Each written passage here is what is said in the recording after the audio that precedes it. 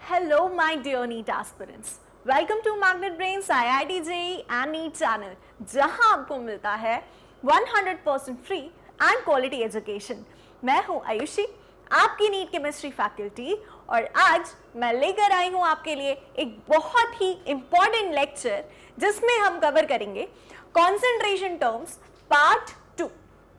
Part 1 हम already cover कर चुके हैं, ठीक है। पार्ट 2 में जितने भी कॉन्सेप्ट्स हैं आप समझिए कि ये नीट के पर्सपेक्टिव से बहुत ही ज्यादा इंपॉर्टेंट है। एक ना एक क्वेश्चन इस कॉन्सेप्ट से रिलेटेड तो आएगा ही आएगा, है ना। तो इसका मतलब क्या है कि ये लेक्चर हमारे लिए बहुत ज्यादा इंपॉर्टेंट हो जाता है। वीआईपी पोर्शन में इंक्लूड करना है इस लेक्चर को, ठीक है। बहुत सारी चीजें सीखेंगे और जो सबसे ज्यादा इंपॉर्टेंट चीजें होंगी वो मैं आपको देन एंड देयर बता दूंगी, ठीक है। तो चलिए अब स्टार्ट करेंगे लेक्चर, बने रहेंगे एंड तक। इससे पहले मैं थोड़ा सा आपके साथ नीट कोर्स मॉड्यूल डिस्कस कर लेती हूँ। ओके, तो जैसा कि आपको पता है ये जो नीट कोर्स मॉड्यूल आपके लिए डिजाइन किया है, इसमें सबसे पहली चीज है टॉपिक वाइज एक्सप्लेनेशन वीडियोस, जो आपको हर चैप्टर के लिए मिल जाती है, ठीक है। हर चैप्टर का हर टॉपिक आपको एक्सप्लेनेशन उसका मिल जाता है इन द फॉर्म ऑफ लेक्चर्स, ठीक है। चलिए, तो ये पहली चीज होती है। दूसरी चीज जो होती है वो है आपके डेली प्रैक्टिस प्रॉब्लम्स। अच्छा, जो भी लेक्चर हमने किया है उससे किस तरह के क्वेश्चन आते हैं या फिर जो भी कॉन्सेप्ट हमने पढ़ा है उसकी प्रैक्टिस हमारी डीपीपीस के थ्रू हो जाती है ना। तो जब भी हम कोई कॉन्सेप्ट पढ़ें या कोई भी लेक्चर अटेंड करें उससे रिलेटेड क्वेश्चंस हम जरूर सॉल्व कर लें। ये हमारे लिए बहुत इंपॉर्टेंट हो जाता है, क्योंकि सिर्फ और सिर्फ लेक्चर पढ़ना इनफ नहीं है ना, उसके क्वेश्चंस लगाना और भी ज्यादा इंपॉर्टेंट है। कॉन्सेप्ट समझना तो इंपॉर्टेंट है ही, लेकिन वो चीज कंप्लीट नहीं हो पाएगी, आपका वो टॉपिक तब तक कंप्लीट नहीं हो पाएगा जब तक आपने उसके क्वेश्चंस नहीं लगाए हैं, ठीक है। तो ये चीज हम मिस नहीं करेंगे। हर लेक्चर की या फिर 2-3 लेक्चर्स की क्लब करके आपको डीपीपी मिल जाती है, ओके। उसमें जो प्रॉब्लम्स हैं आप सॉल्व करेंगे, ये आपको in the form of PDF मिल जाता है, ठीक है। अच्छा, अब ये एक्सेस कहां से करोगे आप? तो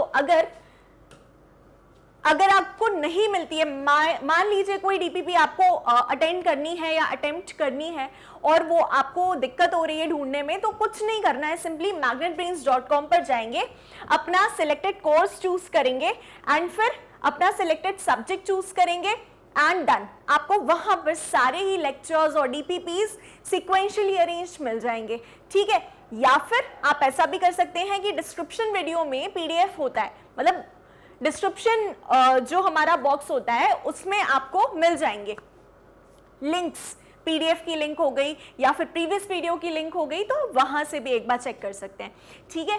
चलो, तो ये रही हमारी बात डीपीपी की। अगली चीज है daily practice problem solution videos, ठीक है। तो अब जैसा कि हमने देखा डीपीपीस तो आपको मिल जाती है, लेकिन अब उसके सॉल्यूशन का क्या करें भाई? हमें चेक करना है कि हमारे क्वेश्चन सही हैं या नहीं, या फिर हमने अप्रोच सही रखी है या नहीं। तो आपको DPP in the form of solution videos मिल जाएगा, है ना।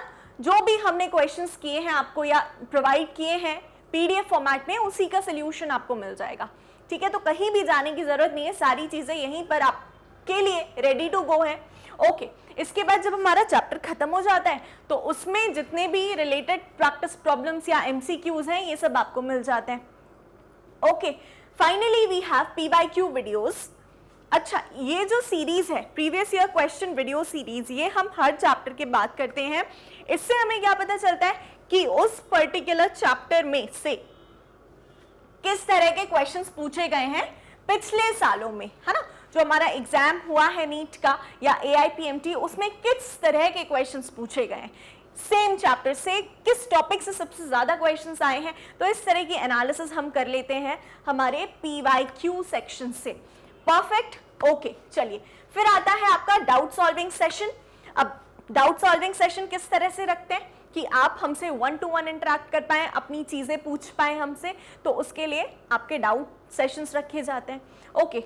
अगली चीज है weekly test paper chapter wise, guidance about paper pattern, stress management, official notification related to examination, किस तरह का पेपर आता है, उसमें कितने सेक्शंस होते हैं, कितने क्वेश्चंस होते हैं हर सेक्शन में, हर सेक्शन कितने कितने मार्क्स का होता है, या फिर इंडिविजुअल क्वेश्चन कितने मार्क्स का होता है, कितने अटेम्प्ट करने हैं, नेगेटिव मार्किंग है या नहीं है, ये सारी चीजें हम आप तक पहुंचा देते हैं। ठीक है, ओके। अगली चीज है ऑफिशियल नोटिफिकेशन। अगर कोई आपके एग्जाम को लेकर ऑफिशियल नोटिफिकेशन आता है कि भाई एप्लीकेशन फॉर्म फिल करने की डेट अब आने वाली है, तो इस केस में ये सारी इंफॉर्मेशन हम आप तक पहुंचा देते हैं। ओके, चलिए अगली चीज है chapter wise one shot revision. जब हमारा एक बार पूरा सिलेबस खत्म हो जाएगा तो उसके बाद हम एक एक चैप्टर को पिक करके उसमें क्या इंपॉर्टेंट है, इन सारी चीजों पे स्ट्रेस करते हुए वन शॉट रिवीजन वाली वीडियोस लॉन्च करते हैं। ठीक है, चलिए ओके। अगली चीज है ऑनलाइन टेस्ट सीरीज। तो ये सारा जो है हमारा नीट कोर्स मॉड्यूल का ही हिस्सा है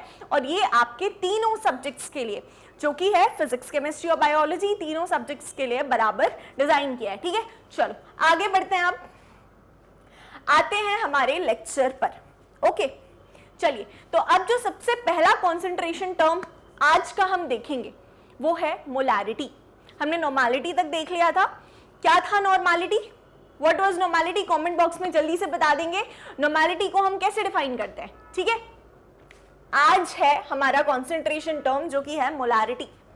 ठीक है, चलिए अब मोलैरिटी भी एक कंसंट्रेशन टर्म है और कंसंट्रेशन से क्या मतलब है? जब भी वर्ड कंसंट्रेशन आता है तो हमारे दिमाग में किस चीज की पिक्चर बननी चाहिए? अमाउंट ऑफ सॉल्यूट की। ठीक है, अच्छा अब इस अमाउंट ऑफ सॉल्यूट को हम अलग अलग तरह से देखते हैं, उसी बेसिस पे हमारे अलग अलग कंसंट्रेशन टर्म्स बन गए। ठीक है, चलो ओके। तो सबसे पहली चीज मोलैरिटी क्या है? It is the number of moles of solute. देखो सॉल्यूट की बात हो रही है, आप इस चीज की ना तह तक जाएं, समझें इसको ब्रेक कर करके। नंबर ऑफ मोल्स क्या रिप्रेजेंट करता है? सेकेंड लेक्चर में पढ़ा था, नंबर ऑफ मोल्स क्या रिप्रेजेंट करता है भाई? अमाउंट ऑफ सब्सटेंस, है ना। और यहां पर क्या लिखा है? Number of moles of solute, मतलब अमाउंट ऑफ सब्सटेंस यहां पर हमारा क्या हो गया? हमारा सब्सटेंस हो गया यहां पर सॉल्यूट। तो यही बात तो हमने लास्ट लेक्चर में की थी कि कंसंट्रेशन का मतलब क्या होता है कि कितना अमाउंट ऑफ सॉल्यूट प्रेजेंट है। तो यहां पर भी वही मतलब हुआ, लेकिन अगर मोलैरिटी मेजर कर रहे हैं तो किस तरह से मेजर करेंगे वो आज हम सीखेंगे। ठीक है, तो मोलैरिटी की डेफिनेशन क्या है? It is the number of moles of solute dissolved पर लीटर ऑफ द सॉल्यूशन। ठीक है, अच्छा नॉर्मैलिटी क्या था? नंबर ऑफ ग्राम इक्विवेलेंट्स पर लीटर ऑफ द सॉल्यूशन। और यहां क्या है? Number of moles of solute dissolved पर लीटर ऑफ द सॉल्यूशन। ठीक है, this is what is molarity. अब क्या बोल रहे हो मैम, कैसे समझे इसको? तो देखो जरा समझते हैं। मान लो ये हमारा एक टम्बलर है और पर लीटर की बात जब भी आती है ना, मतलब हम क्या पिक्चर कर लेंगे? 1 लीटर वॉल्यूम, 1 लीटर वॉल्यूम। ठीक है, ये हमारा पूरा 1 लीटर वॉल्यूम है। Okay, what is the volume? ये टोटल वॉल्यूम है 1 लीटर। इसमें जो number of moles of solute dissolved होंगे किसी भी स्पीशीज के, मान लीजिए सॉल्ट हो सकता है, वो कुछ भी हो सकता है, कोई भी सब्सटेंस, है ना, तो वो उसके जो भी जितने भी नंबर ऑफ मोल्स प्रेजेंट हैं इन 1 लीटर, वो होता है मोलैरिटी। क्या होता है? मोलैरिटी। ठीक है, अब इस पर थोड़ा सा रुककर बात करेंगे, एक एक चीज समझेंगे, है ना। मोलैरिटी मैंने बोला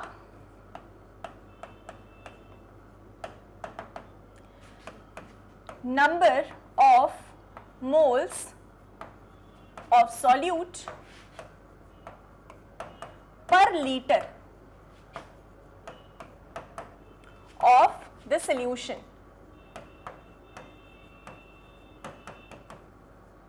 अब यहां पर जब नंबर ऑफ मोल्स की बात आती है, n की बात आती है, तो नंबर ऑफ मोल्स हम कैसे कैलकुलेट करते थे? नंबर ऑफ मोल्स किस तरह से कैलकुलेट करते थे? क्या फॉर्मूला यूज करते थे? कुछ ध्यान है? देखो नंबर ऑफ मोल्स जब भी हम कैलकुलेट करते हैं वो इस तरह से कैलकुलेट करते हैं, given weight of solute upon molecular mass या मोलर मास। मोलर मास में तीनों चीजें आ जाएंगी, अगर वो एटम है तो ग्राम एटॉमिक मास आ जाएगा, अगर वो मॉलिक्यूल है तो ग्राम मॉलिक्यूलर मास आ जाएगा, और अगर वो कोई आयोनिक कंपाउंड है तो ग्राम फॉर्मूला मास आ जाएगा। ठीक है, तो given weight of solute upon molecular, not molecular, molar mass.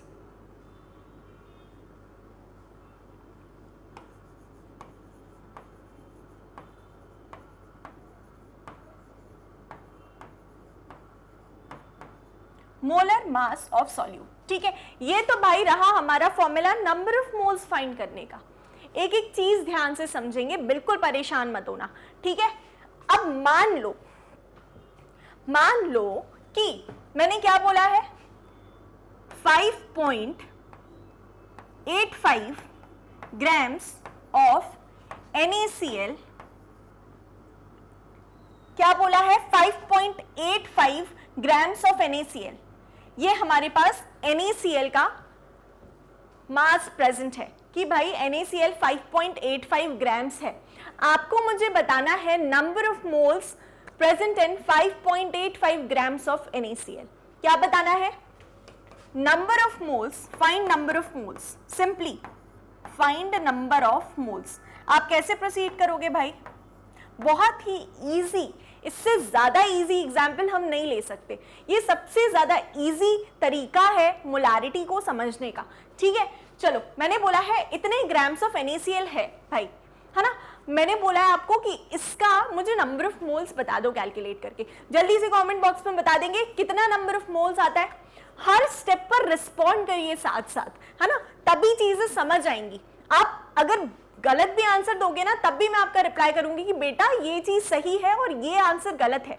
ठीक है, इस तरह से 1-to-1 इंटरेक्शन हो जाएगा हमारा, है ना। तो आप सही आंसर देते हो चाहे गलत आंसर देते हो, दो जरूर। ठीक है, वो आपका आंसर करना बहुत ज्यादा इंपॉर्टेंट है, बी इट राइट और रॉन्ग, वो चलेगा, सही है या गलत है सब चलेगा, लेकिन एटलीस्ट आंसर दो, तो समझ आएंगे कि मिस्टेक कहां पर हो रही है, क्या गलती कर रहे हो। ठीक है, चलिए, तो यहां पर हमें नंबर ऑफ मोल्स कैलकुलेट करने हैं, तो नंबर ऑफ मोल्स का मैम फॉर्मूला ऊपर लिखा है। ठीक है, गिवन वेट कितना है भाई, 5.85 ग्राम्स। ये तो गिवन है ना क्वेश्चन में, जो भी गिवन वेट होता है ये हमें क्वेश्चन में सामने दिखता है। ठीक है, और जो सेकंड डाटा है मोलर मास, तो मोलर मास तो हमें पता होता है ना, कितनी प्रैक्टिस की है हमने मोलर मास कैलकुलेट करने की किसी भी सब्सटेंस के, है ना। I think all of you are handy with it, सबको मोलर मास कैलकुलेट करना आता है, अच्छी खासी प्रैक्टिस की है हमने। और वो प्रैक्टिस आपको क्यों करवाई थी, ताकि यहां पर आप डायरेक्टली चीजें पुट कर सको। यहां पर अब हमें नहीं सीखना पड़े भाई कि मोलर मास क्या होता है। ठीक है, चलो, तो आपके लिए चीजें बहुत ही सीक्वेंशियली डिजाइन की हैं, हर पॉइंट पर फॉलो करेंगे। हर पॉइंट पर आपको क्या करना है, सिर्फ और सिर्फ फॉलो करना है, अच्छा फॉलोअर बनना है। ठीक है, चलो, गिवन वेट है 5.85 अपॉन मोलर मास NaCl का कितना हो जाता है, NaCl का मोलर मास हो जाता है, ये है 23 प्लस Cl इज 35.5, राइट। तो ये कितना हो जाता है टोटल, 5, 6, 7, 8, ये 0.5 एज इट इज 3, 4, 5, 58.5 ग्राम्स भैया हो गया NaCl का मोलर मास। क्या हो गया, मोलर मास हो गया। ठीक है, तो यहां पर मैं पुट कर दूं 58.5 मैंने पुट कर दिया। ठीक है, ये क्या है भाई, number of moles of NaCl। ये NaCl, ये जो मैंने आपको क्वेश्चन दिया था, इसके नंबर ऑफ मोल्स, ये आंसर है हमारे सामने। अब चलो जरा इसको निकाल लो, यहां से एक, मतलब यहां से अगर हमने डेसिमल हटाया तो नीचे 100 हो जाएगा, यहां से डेसिमल हटाया तो ऊपर कितना हो जाएगा, 10। ठीक है, 585 से 585 कैंसिल, और ये रहा हमारा 0.1 मोल्स।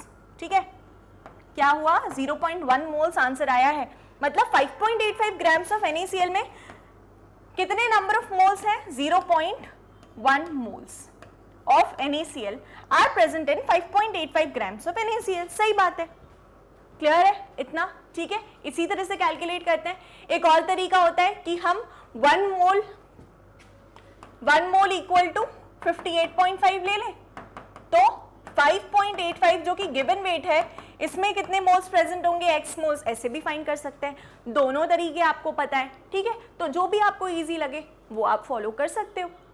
ओके, हमने क्या निकाल लिया भाई, ये नंबर ऑफ मोल्स। तो अब NaCl के 0.1 मोल्स। क्या बोल रही हूं मैं, बहुत ध्यान से सुनेंगे।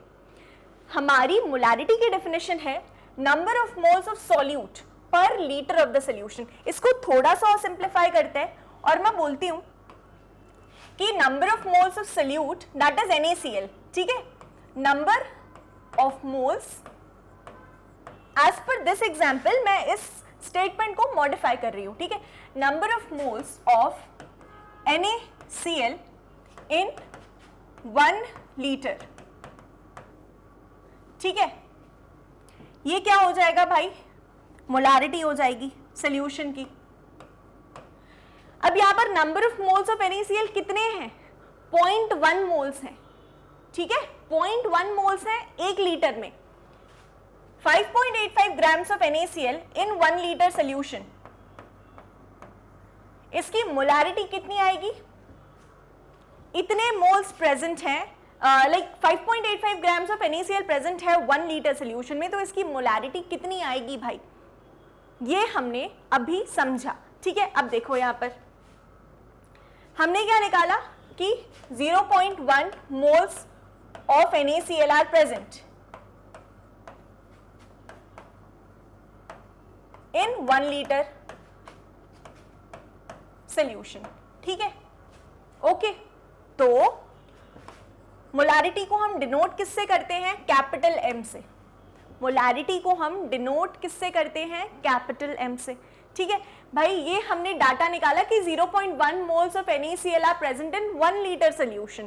तो मोलारिटी क्या हो गई, मोलारिटी का फॉर्मूला क्या था भाई, number of moles in 1 litre, यही था ना। तो नंबर ऑफ मोल्स हैं कितने, 0.1 मोल्स, एंड है कितने, 1 लीटर, जस्ट 1 लीटर।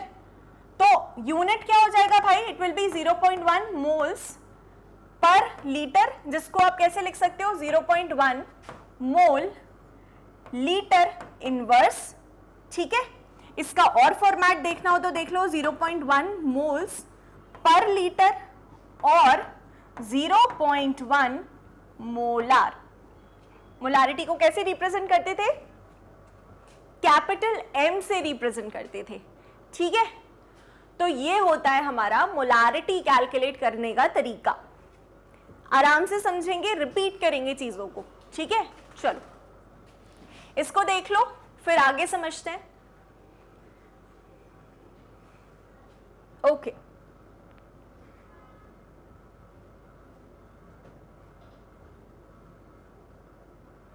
ठीक है, ठीक है। तो हमने क्या कर लिया, यहां तक देख लिया, number of moles of solute upon volume in litres. तो number of moles of solute हमारा क्या था, एग्जाम्पल समझने के लिए हमने क्या लिया था, NaCl ले लिया था। और NaCl के जो गिवन क्वेश्चन था 5.85 ग्राम्स भाई, उसमें कितने नंबर ऑफ मोल्स प्रेजेंट थे, उसके हिसाब से हमने मोलारिटी कैलकुलेशन किया है, ठीक है। तो number of moles of solute, यहाँ पर सोल्यूट हमारा NaCl था, वॉल्यूम इन 1 लीटर, पर लीटर मतलब होता है 1 लीटर, पर स्टैंड्स फॉर 1, ठीक है, 1 लीटर। तो ये तो हमने समझ लिया। फिर इसके बाद आता है नंबर ऑफ मिली मोल्स, मतलब मोल्स को हमने क्या कर दिया, डिवाइडेड बाय 1000 मिली मोल्स, और सॉल्यूट तो वॉल्यूम इन ml हो जाएगा। ये इतना ज्यादा काम नहीं आता है, ये तो यूनिट कन्वर्जन वाली चीज है, ठीक है। इसके बाद अब हम फ्रेम कैसे करेंगे, मोलारिटी के और भी बहुत सारे फॉर्मूलाज होते हैं, उसको हम किस तरह से देखेंगे, किस तरह से फ्रेम करेंगे। तो देखो यहां पर it is given already, C molarity is equal to weight of solute in grams upon molecular weight of the solute. ये चीज क्या हो गई भाई, ये चीज क्या हो गई, ये हो गया नंबर ऑफ मोल्स। चलो यहां से नहीं समझ आ रहा है तो मैं आपको खुद से लिखकर समझाती हूं। सबसे पहली हमारी जो मोलारिटी की स्टेटमेंट थी, या सबसे पहला जो कॉन्सेप्ट हमने पढ़ा था, वो था नंबर ऑफ मोल्स। यहीं पर याद कर लो चीजें। देखो जब चीजें इतनी रिपीट होती है ना, तो इसका फायदा उठाना चाहिए। आप हियर इटसेल्फ लर्न कर लें चीजें, ताकि अब सीधे आप क्वेश्चन लगाएं, टाइम भी बचेगा, चीज भी फ्रेश रहेगी, तो आराम से आपका टाइम बचने वाला है ना। Number of moles of solute divided by volume of solution in litres. ये जो है भाई इन लीटर्स, ये इंपॉर्टेंट है ना, वॉल्यूम लीटर्स में ही कंसिडर करेंगे हम। अच्छा, नंबर ऑफ मोल्स को हम और कैसे लिख लेते थे, एक्सपैंड करके, वो मैं यहाँ नीचे लिख ले रही हूँ। कैसे लिखेंगे नंबर ऑफ मोल्स को, सिर्फ इतना पोर्शन एक्सपैंड कर रही हूँ मैं, किस तरह से लिखेंगे, given weight of the solute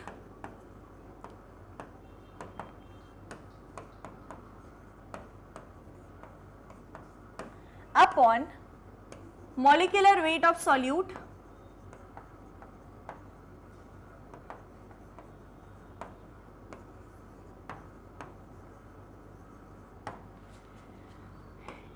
into, यहां पर क्या था, ये तो हमने नंबर ऑफ मोल्स को एक्सपैंड कर लिया, बचा क्या है, volume of solution in litres, 1 upon volume of solution in litres.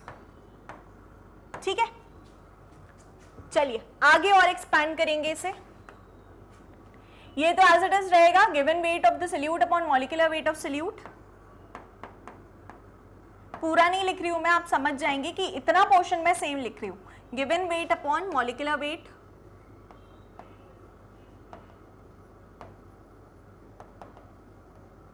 Perfect into volume of solution अगर लीटर्स में ना देकर ml में गिवन है तो क्या करेंगे,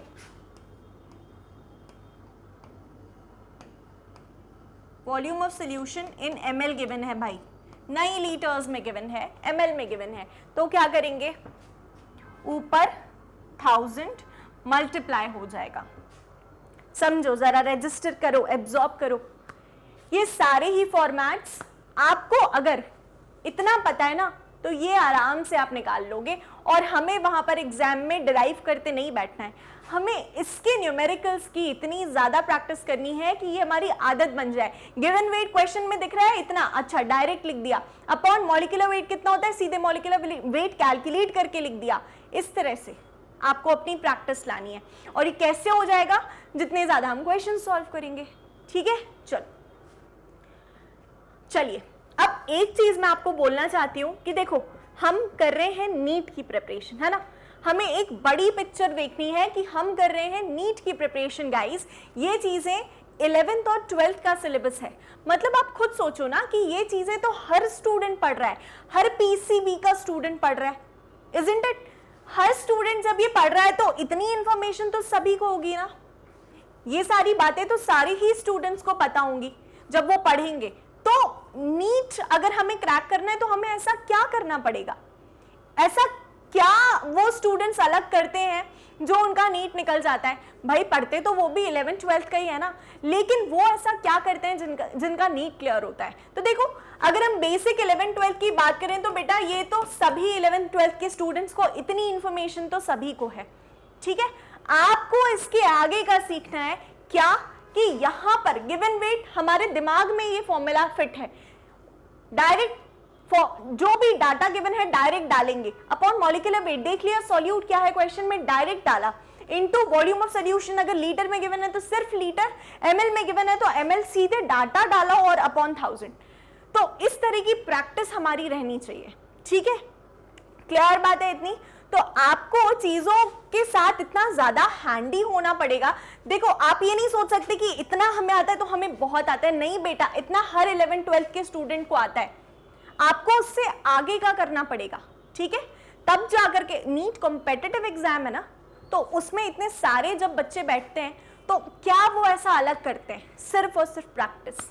ठीक है, तो इतनी बात मानेंगे और सिर्फ यहां तक अटक के नहीं रह जाएंगे, यही चीजें सीख कर नहीं रह जाएंगे, आगे हमें प्रॉब्लम्स भी करनी है, क्वेश्चंस भी सॉल्व करने हैं, और जितने ज्यादा वेरिएशंस, जितने ज्यादा कॉन्सेप्ट्स आप लगाओगे उतना ज्यादा सही है आपके लिए, उतने ज्यादा आप नियर टू सिलेक्शन पहुंचते जाओगे। ठीक है, चलिए ओके, तो ये हमारे रहे सारे फॉर्मेट्स मोलैरिटी के। ओके चलो, तो यही चीज यहां पर थी कि wait of the solute in grams upon molecular weight of the solute, ये क्या हो गया, number of moles upon volume of solution in litres. Verified, इतना तो ठीक है। फिर ये भी हमने सीख लिया, wait of the solute, gram molecular weight of the solute, volume अगर ml में गिवन है तो ऊपर 1000 मल्टीप्लाई हो जाएगा।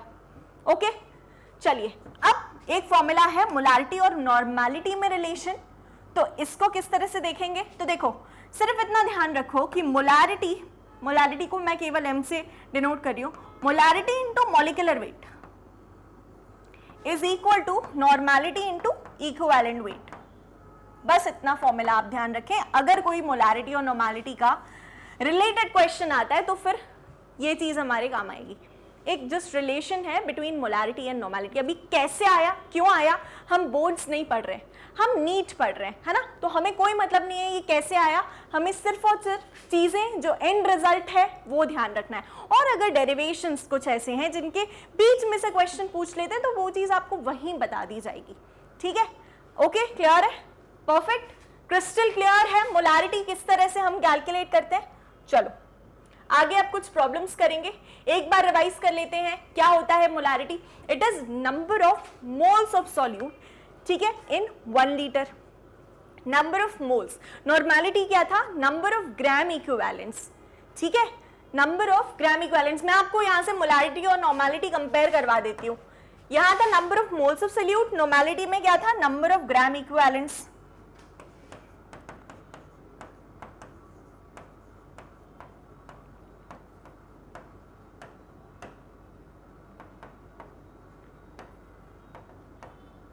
पर लीटर मतलब 1 लीटर में, ठीक है, यही था, या वॉल्यूम इन लीटर्स, ये तो नॉर्मेलिटी होती है, लेकिन हो सकता है क्वेश्चन में वॉल्यूम अलग गिवन हो तो कोई बात नहीं, हम उसके अकॉर्डिंगली कर लेंगे।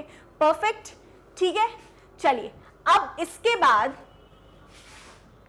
अगला जो हमने देखा था वो क्या था, wait of the solute in grams upon molecular wait. Normality के केस में क्या था, equivalent, number of gram equivalent हम कैसे कैलकुलेट करते हैं, weight of the solute upon its equivalent weight, right. और यहां पर क्या है, weight of the solute upon molecular wait. Molarity है तो मॉलिक्यूलर वेट है और नॉर्मेलिटी है तो इक्विवेलेंट वेट है। परफेक्ट, ठीक है, चीज ध्यान रखेंगे। ओके, चलो वहां पर भी फिर बाकी सेम ही था, वॉल्यूम हमें लीटर्स में लेनी है, अगर ml में गिवन है तो ऊपर इंटू 1000 हो जाएगा। Clear, perfect. चलो चलिए ठीक है, अब मोलार सॉल्यूशन क्या होता है, अभी हमने मोलारिटी समझा, अब मोलार सॉल्यूशन पढ़ा था ना, नॉर्मल सॉल्यूशन भी तो पढ़ा था। मोलार सॉल्यूशन क्या होता है अब समझेंगे अगली चीज। Molar solution of a substance is that which contains 1 gram molecular weight or a mole of it per liter of the solution. Again same thing, 1 litre में अगर 1 मोल प्रेजेंट है उस सब्सटेंस का तो वो क्या हो जाएगा, मोलार सॉल्यूशन। फिर से पढ़ेंगे, molar solution of a substance is that which contains 1 gram molecular weight or mole of it per liter of the solution. 1 mole 1 litre में, 1 mole of that substance in 1 litre is 1 molar solution. ठीक है, चलिए for example molecular weight of oxalic acid is, this is .2H2, okay, is 126, है ना। तो when 126 grams of oxalic acid 1 litre में present होंगे तो उसको, उस सॉल्यूशन को हम क्या बोलेंगे, 1 मोलार सॉल्यूशन। क्या बोलेंगे भाई, 1 मोलार सॉल्यूशन। परफेक्ट, क्या बोला मैंने कि किसी भी सॉल्यूट का जो मॉलिक्यूलर वेट होगा, किसी भी सॉल्यूट का जो मॉलिक्यूलर वेट होगा अगर वो 1 लीटर में प्रेजेंट है या फिर उसके, अब ये जो 126 ग्राम्स ऑक्सैलिक एसिड का मास है ये इसका ग्राम मॉलिक्यूलर मास है ना, और यही इक्वल टू 1 मोल होता है। तो चाहे 1 mole of oxalic acid present हो 1 लीटर सॉल्यूशन में, आप ऐसे बोल लो, या फिर 126 ग्राम्स ऑफ ऑक्सैलिक एसिड है 1 लीटर सॉल्यूशन में, दोनों बातों का मतलब एक ही है, हम बोल रहे हैं 1 मोलार सॉल्यूशन। परफेक्ट, ठीक है, चलिए okay. Similarly when 12.6 and 6.3 grams of this oxalic acid will be present in 1 liter, तो मोलारिटी क्या हो जाएगी, 0.1 मोलार एंड 0.05 मोलार। अब ऐसा कैसे हुआ, तो चलो चेक करते हैं। क्या बोला है, 12.6, है ना। इन शॉर्ट वेट कितना होता है, ग्राम मॉलिक्यूलर मास कितना होता है, gram molecular mass of oxalic acid, hydrated oxalic acid और सिंपली ऑक्सैलिक एसिड कितना हो जाएगा भाई 126 ग्राम्स। ठीक है, अब यहां पर इन्होंने क्या बोला है कि अगर 12.6 ग्राम्स प्रेजेंट है तो कितनी मोलारिटी होगी सोल्यूशन की, या फिर कितना मैग्नीट्यूड मोलार सोल्यूशन होगा। तो देखो यहां पर जरा, gram molecular mass of oxalic acid 126 grams है, गिवन मास कितना है भाई 12.6 ग्राम्स। तो अब मोलारिटी कितनी होगी इस सोल्यूशन की, तो 1 मोलार है। क्यों? क्योंकि गिवन वेट कितना है 126, मॉलिक्यूलर वेट कितना है as per molarity formula, given weight 126, molecular weight भी 126 into volume of solution in litres, 1 litre, तो ये आया तो 1 ना, टोटल क्या हो गया 1 मोल्स पर लीटर और सिंपली 1 मोलार, ऐसा बोल लो। अब जब 12.6 दैट इज 12.6 अगर दिया है गिवन वेट, तो मोलारिटी कैलकुलेशन कैसे करेंगे, 12.6 that is given weight upon molecular wait कितना है 126 into volume of solution in litres, है ना, 1 लीटर की ही बात हो रही है।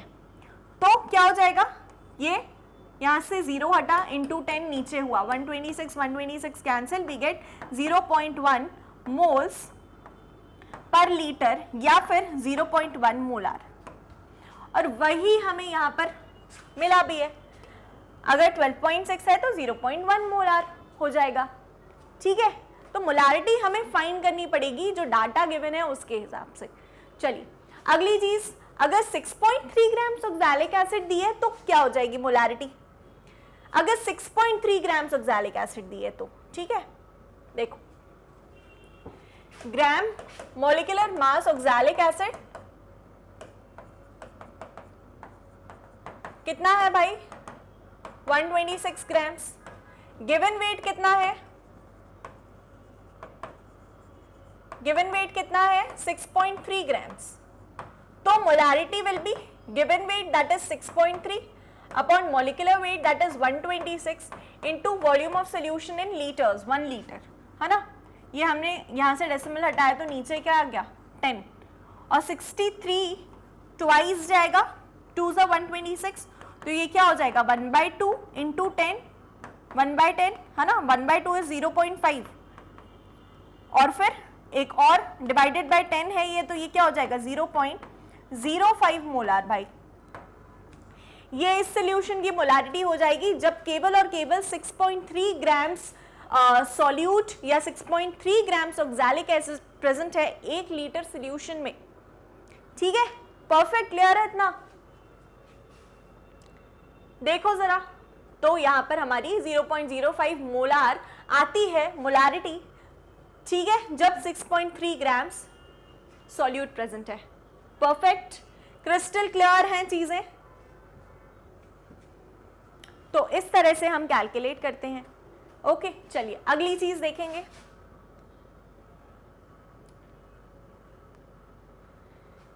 ओके, अब फॉर्मेलिटी स्टार्ट हुआ है, लेकिन इससे पहले हम करेंगे क्वेश्चंस। इसके मोलारिटी से रिलेटेड हम पहले कुछ क्वेश्चंस देख लेंगे। चलिए, तो आपका पहला क्वेश्चन है कि 9 grams glucose is present in say 200 ml solution. Calculate molarity of this solution. चलिए, क्या मोलारिटी है, या फिर आपको ऐसे डायरेक्टली ना बोलकर calculate molarity of this solution ना बोलकर आपको बोल सकते हैं calculate the concentration of solution. क्या बोला है, calculate the concentration in moles per litre. तो मोल्स पर लीटर किसका यूनिट है, मोलारिटी का यूनिट है ना। मोल्स पर लीटर भाई किसका यूनिट है, मोलारिटी का यूनिट है। तो अगर आपसे बोला है कि calculate concentration in moles per litre, तो भी आपको क्या कैलकुलेट करने के लिए बोला है, मोलारिटी कैलकुलेट करने के लिए बोला है। ठीक है, चलो ट्राई करो इसको, try this question.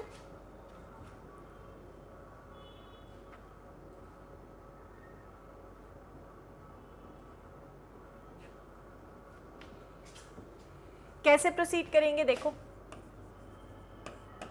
Okay, 9 gram glucose present है, मतलब मोलारिटी का फॉर्मूला क्या था, given weight upon molecular wait.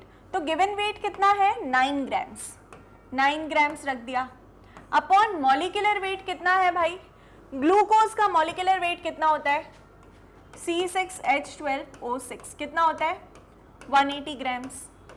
180 होता है नहीं होता है, 12 6 72 plus 12 plus 16 6 96, 6 7 8 9 10 carry on 1, yes बिल्कुल 180 ग्राम्स है ना।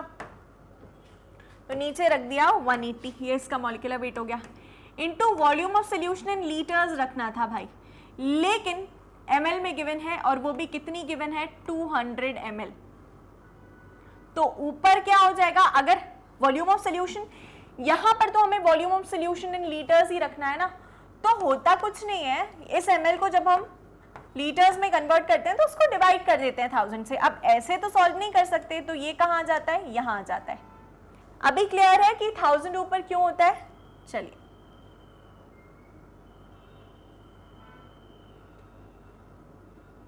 ओके, ऊपर आ जाएगा 1000। ठीक है, अब हम कैलकुलेट करेंगे भाई, 2 zeros 2 zeros 1 0 1 0 है ना, फिर क्या हो जाता है 9 2 18, तो हमारे पास क्या बचा 1/4, दैट इज 0.25 मोलार, 0.25 मोलार है molarity, it is 0.25 molar glucose solution. अगर 9 ग्राम ग्लूकोज 200 ml सोल्यूशन में डिसॉल्व किए हैं तो उस सोल्यूशन की मोलारिटी क्या है 0.25 मोलार। क्लियर है इतनी चीज, परफेक्टली क्लियर है इतनी चीज गाइस। चलिए ठीक है, आगे समझते हैं, अगला क्वेश्चन देखेंगे। अगला क्वेश्चन आपसे कहता है कि what is the concentration of sugar, what is the concentration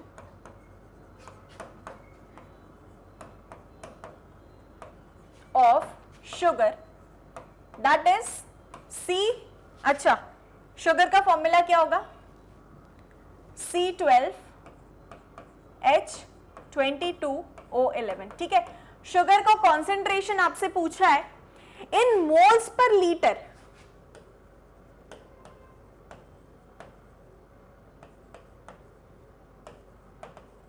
in moles per litre, मतलब आपसे क्या पूछा है, कॉन्सेंट्रेशन टर्म कौन सा पूछा है, मोलारिटी पूछा है। If 20 grams are dissolved in enough water, if 20 grams are dissolved in enough water to make the volume up to how many liters, 2 liters।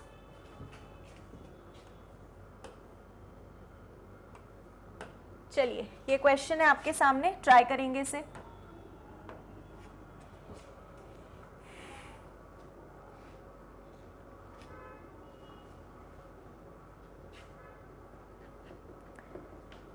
ठीक है, देखते हैं, बहुत इजी है।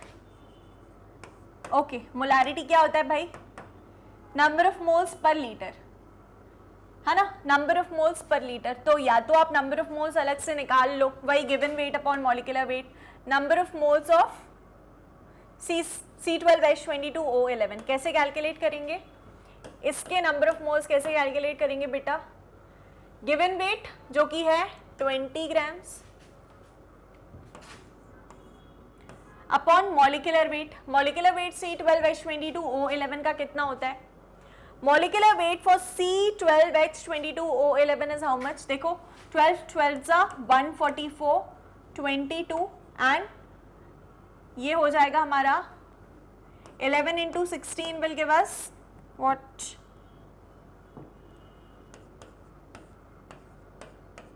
Okay, it will give us 176. 176.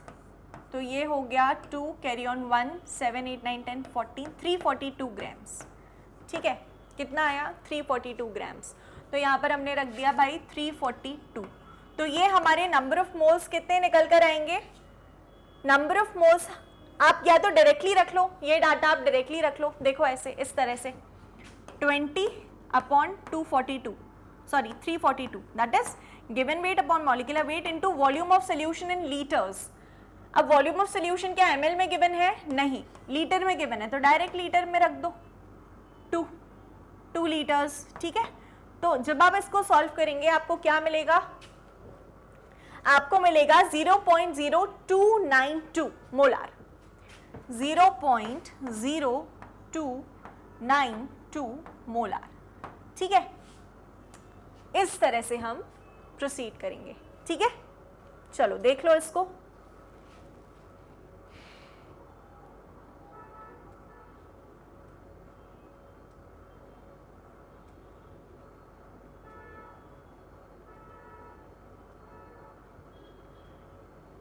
Done.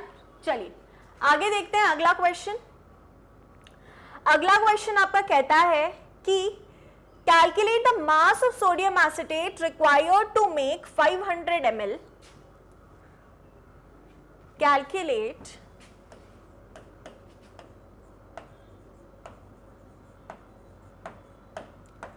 The mass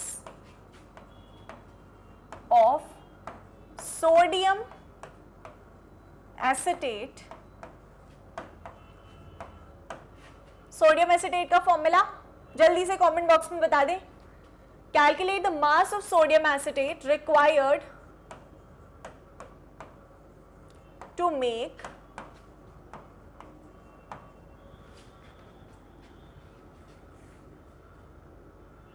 500 ml of 0.375 molar solution. 500 ml of 0.375 molar solution.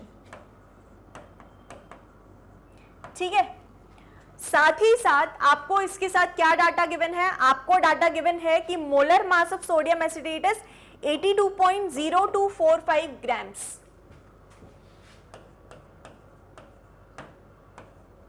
82.0245 grams पर mole.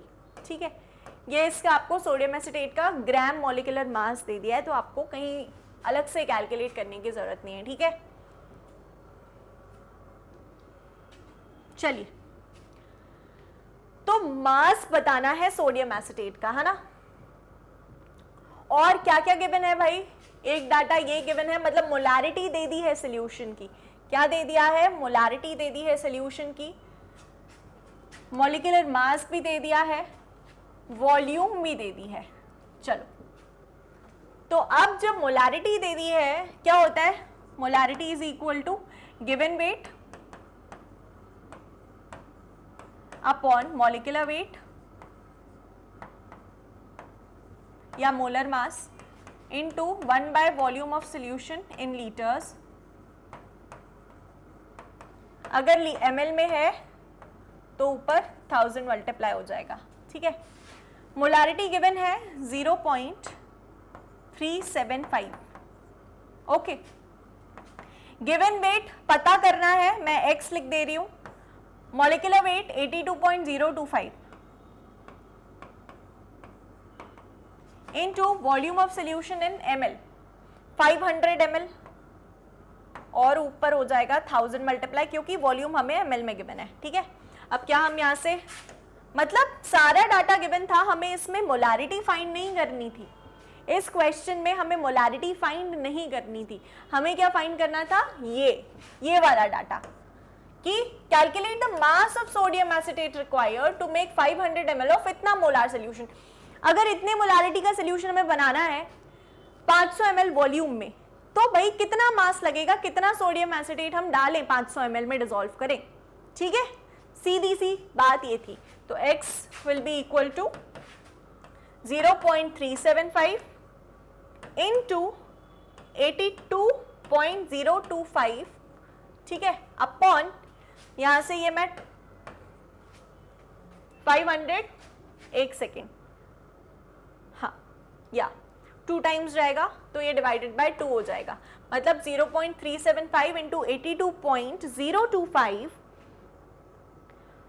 तो जब आप इसे सॉल्व करेंगे आपके पास वेट कितना आएगा, almost equal to 15.4 grams. Okay, 15.4 grams आपके पास ये मास ऑफ सोडियम एसीटेट जो रिक्वायर्ड है ये आ जाएगा। ठीक है, चलो देखो इसको जल्दी से, फिर अगले क्वेश्चन की तरफ प्रोसीड करेंगे।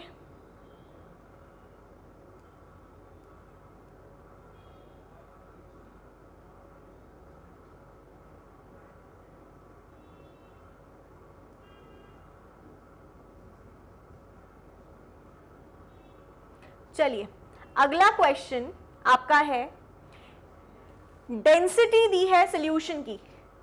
ठीक है, क्या दे दिया है, डेंसिटी दे दी है सॉल्यूशन की। देखो चेक करते हैं, अगला क्वेश्चन है आपका,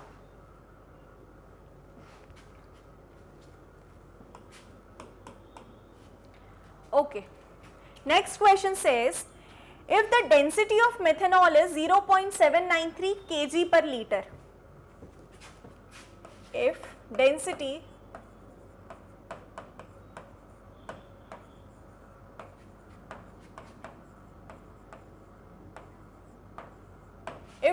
of methanol is 0.793 kg per ml, okay, per ml, what is its volume needed for making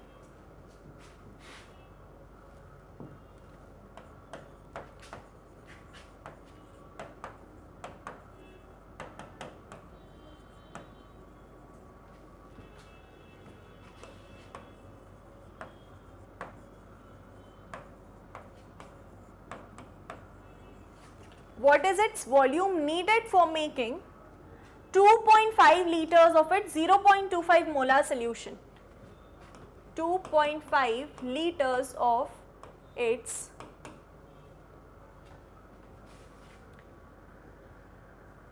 0.25 molar solution। एक इस तरह का क्वेश्चन आता है डेंसिटी बेस्ड। ठीक है, चलिए पढ़ेंगे पहले क्वेश्चन को ध्यान से, फिर प्रोसीड करेंगे हम सॉल्यूशन के साथ।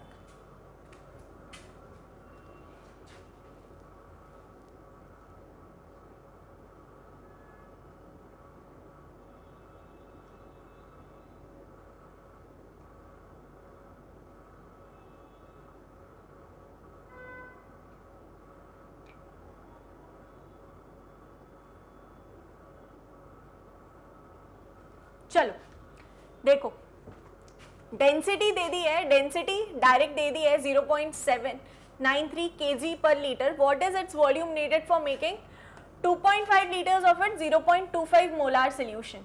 ओके, तो यहां से हमें पहली चीज जो निकालनी है, देखो what is its volume, volume पूछी है। अगर हमें इतना सोल्यूशन बनाना है तो इस तरह का, चलो कैसे प्रोसीड करेंगे, एक फॉर्मूला होता है, molarity is equal to density upon molar mass of solute, obviously।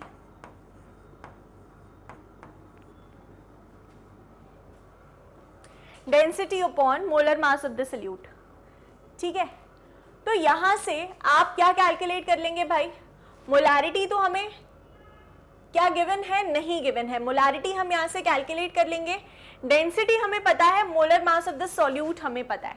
इसका एक दूसरा तरीका भी सॉल्व करने का होता है, लेकिन सिंस ये डायरेक्ट फॉर्मूला है तो मैं आपको बता रही हूँ, molarity is equal to density upon molar mass of the solute. ठीक है, चलो तो डेंसिटी कितनी गिवन है? 0.793। ओके, और molar mass of the solute हमें निकालना है, मिथेनॉल है ना, मिथेनॉल का मोलर मास, मिथेनॉल का फॉर्मूला क्या होता है? CH3OH। तो मिथेनॉल का मोलर मास कितना हो जाएगा? पहली चीज तो 32 ग्राम्स। ये जो आएगा ना बेटा, ये हमारे पास आएगा 32 ग्राम्स। लेकिन सिंस डेंसिटी केजी में गिवन है, तो नीचे वाला जो डाटा है ये भी हमें केजी में ही चाहिए। तो इसको जब हम केजी में कन्वर्ट करेंगे तो हमारे पास क्या आएगा? वी विल डिवाइड बाय 1000 करेंगे, 32 divided by 1000, so we will get what? We will get 0.032 kg, okay, per mole. तो molar mass of the solute मैंने लिख दिया 0.032 kgs। ठीक है, चलिए ये जब हम सॉल्व करते हैं तो हमारे पास डाटा आता है 24.78 मोलार, 24.78 मोलार। ठीक है, चलिए अब ये हमारे पास मोलारिटी आ गई। अब आपको याद है नॉर्मेलिटी में हमने एक इक्वेशन पढ़ा था, क्या था? N1V1 is equal to N2V2। ठीक है, सिमिलरली यहां पर भी इक्वेशन होता है M1V1 is equal to M2V2। ठीक है, यहां पर भी एक इक्वेशन होता है। तो अब हमें क्या क्या पता है? हमें मोलारिटी पता है, वॉल्यूम मिसिंग है, और M2V2 वो है जो हमें क्वेश्चन में गिवन है ऑलरेडी। ठीक है, क्लियर है इतना? तो अब वैल्यूज पुट कर दो आप डायरेक्ट। क्या हो जाएगा? मोलारिटी कितनी निकाली है? 24.78। ठीक है, तो ये है हमारे पास 24.78। वॉल्यूम हमसे पूछी है कि what is its volume needed for making इतना लीटर्स ऑफ इतना मोलार सोल्यूशन। तो भाई this is equal to M2 कितना है हमारे पास? 0.25, और V2 कितना है? V2 है 2.5 लीटर्स। वॉल्यूम है हमारे पास लीटर्स में। तो जब हम पूरा डाटा पुट करेंगे, क्या क्या पुट करेंगे भाई? या फिर आप डायरेक्टली V1 इक्वल टू कर लो, V1 फाइंड करना है, तो वो हो जाएगा 0.25 इंटू 2.5 लीटर्स अपॉन 24.78। ठीक है, तो हमारे पास ये कितना आ जाएगा? This will be obtained in litres, क्योंकि ये जो वॉल्यूम है ये हमें लीटर्स में है। ये जो वॉल्यूम है दैट इज 2.5, ये लीटर्स में है। ठीक है, तो जो हमारे पास V1 आएगा ये भी लीटर्स में ही आएगा, और ये जब आप कैलकुलेट कर लेंगे तो आपको मिलेगा 0.02, ओके, 0.0252 लीटर्स, 0.0252 लीटर्स।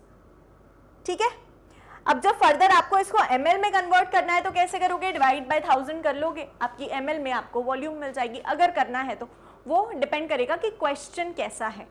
ठीक है, क्वेश्चन में अगर जो आंसर्स हैं हमारे ऑप्शंस हैं, अगर लीटर्स में गिवन है तो डायरेक्ट यही आ जाएगा, और अगर ml में है तो क्या करेंगे?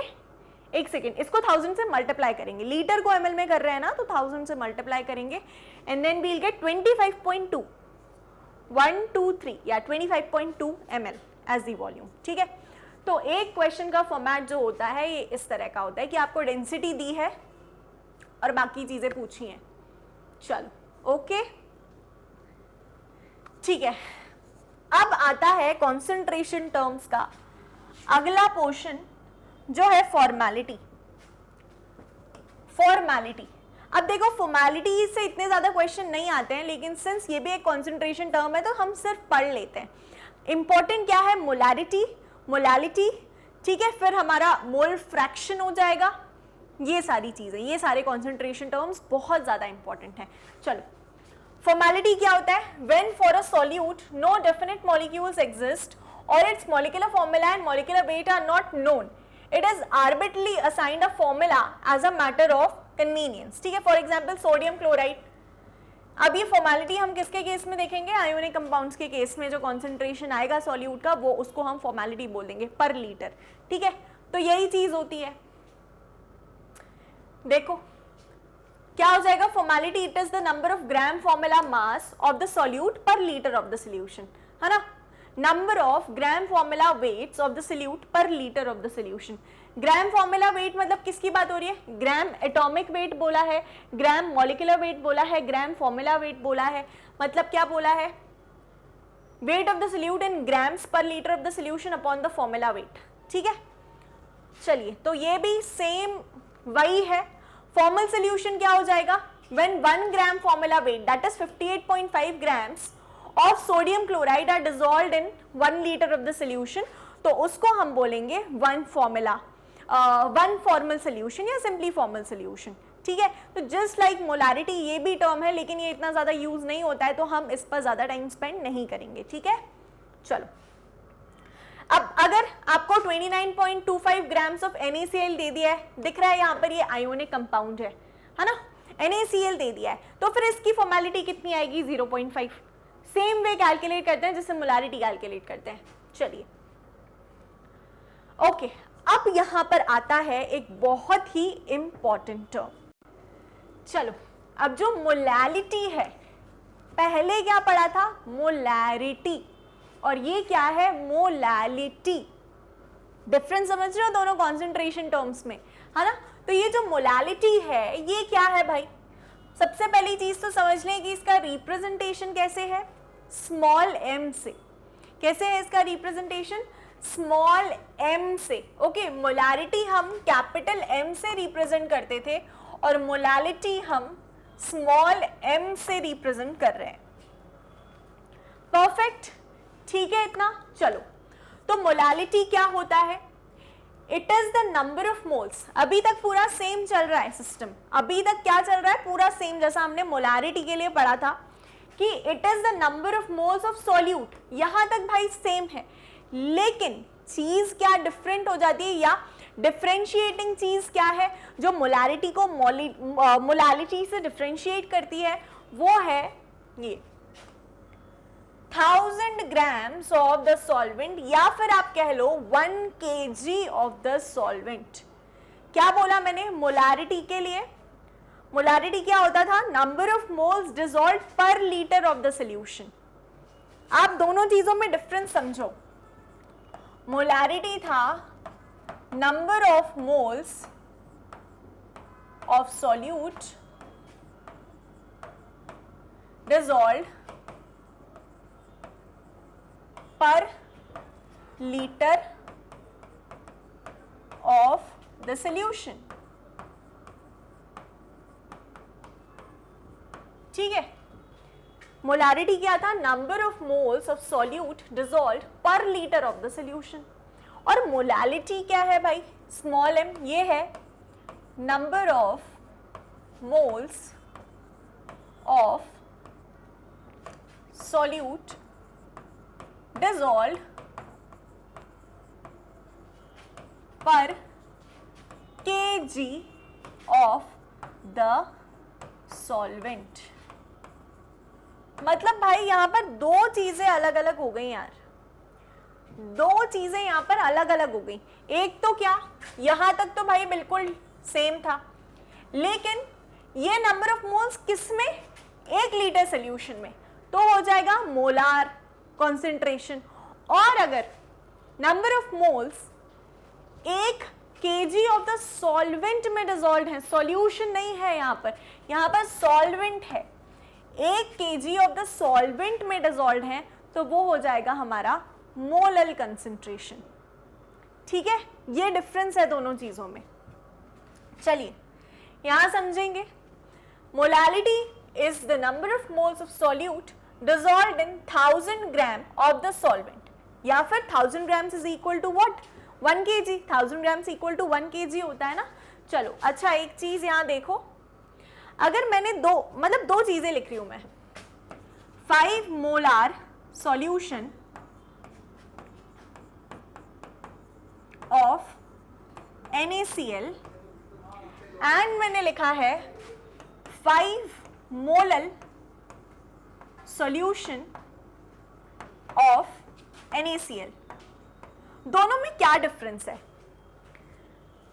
क्या डिफरेंस है दोनों में आप समझ पाओगे? देखो 5 मोलार अगर है, इसका मतलब होता है 5 मोल्स ऑफ NaCl, इसको हम डिकोड कर रहे हैं। 5 मोलार सोल्यूशन ऑफ NaCl मतलब मोलारिटी का क्या मतलब होता है? Moles per litre. तो कितने मोल्स भाई? 5 मोल्स पर लीटर। इसी को हम कैसे लिखते थे? 5 मोल्स पर लीटर लिखते थे ना। तो इसको डिकोड कैसे करेंगे या ब्रेक कैसे करेंगे? इसका मतलब है 5 moles of NaCl are present in 1 litre of solution. लेकिन अगर 5 मोलर सोल्यूशन बोल दिया है, अभी 5 मीटर नहीं है, 5 मोलर सोल्यूशन बोल दिया है, तो उसका क्या मतलब हो जाएगा? उसका मतलब हो जाएगा 5 moles of NaCl are dissolved या सिंपली आर प्रेजेंट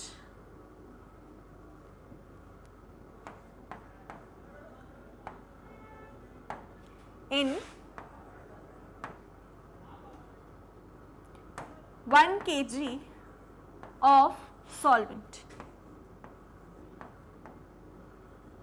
या फिर अगर आपको लीटर की जगह बोलना है तो 1000 ml ऑफ सोल्यूशन बोल सकते हो, और सिमिलरली यहां पर 1000 ग्राम्स ऑफ सॉल्वेंट बोल सकते हो। डिकोड करना सीखो चीजों को, है ना। क्वेश्चन में आपको डायरेक्ट अगर ये बोल दिया है तो हमें समझ आना चाहिए कि क्या बोला है। आपको बोला है 5 मोलर सोल्यूशन ऑफ NaCl है, तो हमें पता है कि नंबर ऑफ मोल्स कितने हैं भाई? 5 हैं।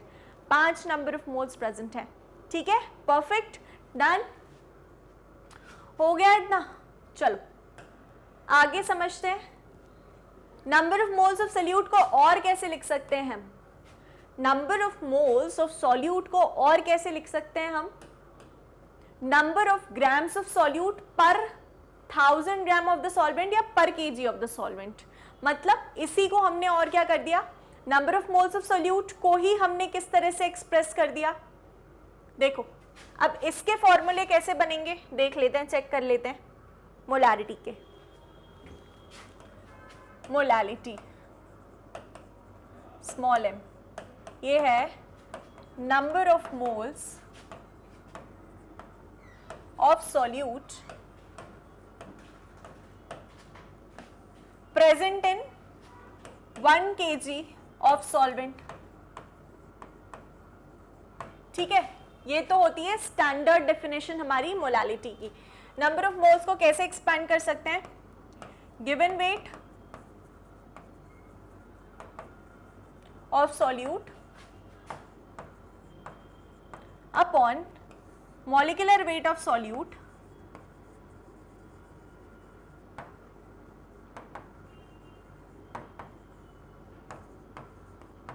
तो ये क्या हो गया हमारा? नंबर ऑफ मोल्स का एक्सपेंशन हो गया into 1 upon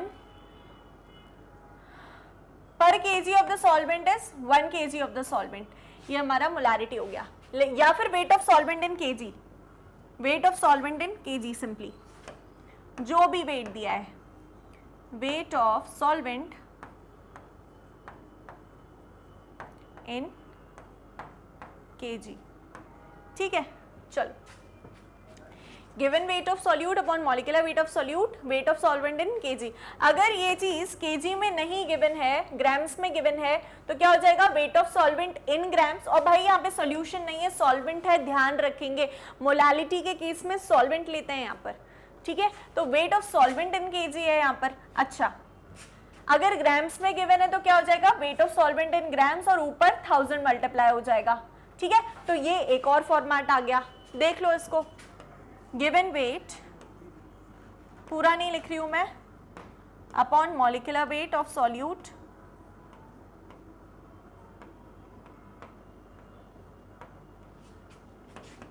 into 1000 upon weight of solvent in kg।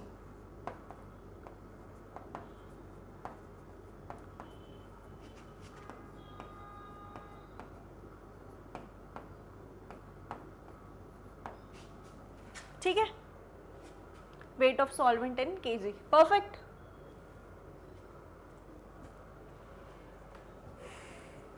Clear है इतना? तो ये सारे हमारे मोलालिटी के फॉर्मेट्स हो गए। चेक करेंगे यहां पर number of grams of solute पर 1000 grams of the solvent, that is per 1 kg upon molecular weight. This is weight, WEIGHT, okay. या फिर weight of solute upon molecular weight of solute into weight of solvent in grams, अगर है in grams upon 1000. Perfect, ठीक है? तो ये हो गया भाई मोलालिटी। चलिए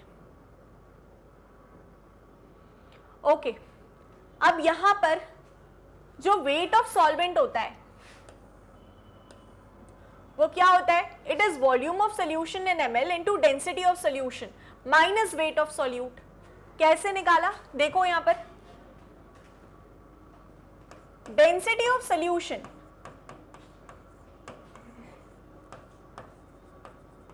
अगर गिवन है, डेंसिटी क्या होता है? Equal to mass by volume ना। Density of solution is mass of solution upon volume of solution.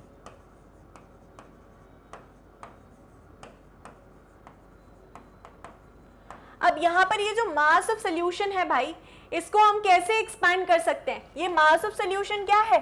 Mass of solvent plus solute, right? ये तो मास ऑफ सॉल्वेंट प्लस सोल्यूट है ना। तो वही है जो वेट ऑफ सॉल्वेंट है, ये हम कैसे कैलकुलेट करते हैं? Weight of solvent is calculated as density of solution into volume of solution, ठीक है? इसी फॉर्मूले को किस तरह से करेंगे? ये पूरा सिस्टम यहां आ जाएगा, डेंसिटी ऑफ सोल्यूशन, क्या हुआ? Density of solution into volume of solution,